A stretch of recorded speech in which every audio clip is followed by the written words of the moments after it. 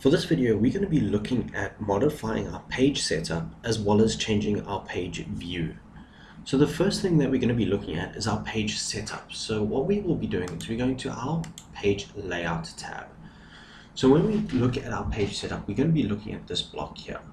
So we can look at the margins that we decide to make use of. The margins are obviously our printing area, portrait or landscape, our orientation, the size that we want to be using. Okay, print area, we'll look at it within another video. Right. What we can also do is we can also see the guidelines. Can have them on or off. The guidelines obviously being everything that separates the cells. Okay. And the other one we're going to be looking at is our workbook view. So we're going to look at the normal view, which is what we are on currently. A page break view. The other word for this, or other idea that you can think of it, is the area in which we're going to be printing, or a page layout view, where we can see the different types of pages.